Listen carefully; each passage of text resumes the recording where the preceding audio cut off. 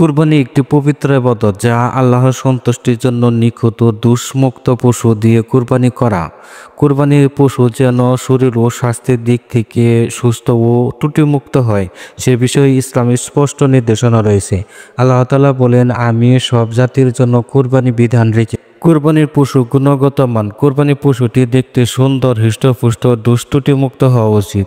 একে যেন দেখলেই ভালো লাগে। আবু সাঈদ খুদরি রাদিয়াল্লাহু আনহু থেকে বর্ণিত, রাসূল সাল্লাল্লাহু আলাইহি ওয়াসাল্লাম শিং বিশিষ্ট মোটা তাজা ও মিটি কালো চোখের একটি মেষ কুরবানি করেছিলেন।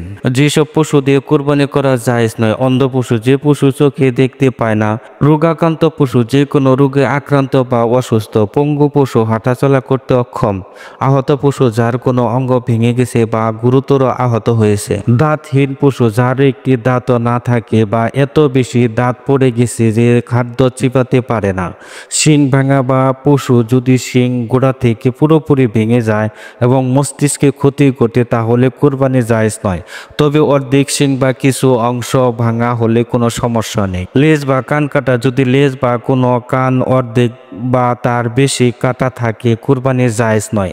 জন্মগতভাবে ছোট কান থাকলে অসুবিধা নেই। কুরবানির পশু কেনার ক্ষেত্রে সতর্কতা। কুরবানির পশু ক্রয়ের সময় ভালোভাবে পশুর চোখ, কান এবং শিং পরীক্ষা করা অত্যন্ত জরুরি। আলী রাদিয়াল্লাহু আনহু বলেন, রাসূল সাল্লাল্লাহু আলাইহি ওয়াসাল্লাম আদেশ দিয়েছেন যেন কুরবানির পশুর চোখ, কান ভালো করে পরীক্ষা করা হয় এবং কাটা বা ছেঁড়া কানসহ পশু দিয়ে কুরবানি না করা হয়। কুরবানির যত্ন সহকারে নির্বাচন করলে আল্লাহর সন্তুষ্টি অর্জন করা সহজ হয়। মহান আল্লাহ আমাদের সবাইকে সঠিক নিয়মে কুরবানি করার তৌফিক দিন এবং আমাদের ইবাদত কবুল করুন। সব শরীকের নিয়ত উদ্দেশ্য হতে হবে আল্লাহর সন্তুষ্টি। কুরবানির অন্যতম প্রধান শর্ত হলো বিশুদ্ধ নিয়ত। কুরবানি কেবল আল্লাহর সন্তুষ্টি লাভের উদ্দেশ্য করতে হবে, তাই শরীকের কুরবানি করলে সকল অংশীদারের নিয়ত যেন বিশুদ্ধ হয় সেটি খেয়াল রাখতে হবে। আল্লাহ তাআলা বলেছেন, আল্লাহ শুধু মুত্তাকিদের পক্ষ থেকে কুরবানি গ্রহণ করেন। শরীকে কুরবানি শরীয়তের নির্দেশনা। অংশীদারিত্ব কুরবানি করার উদ্দেশ্যে মৌলিকভাবে দুই বিষয়ে সতর্ক থাকতে হয়: আল্লাহর সন্তুষ্টির নিয়ত এবং হালাল টাকায় কুরবানি।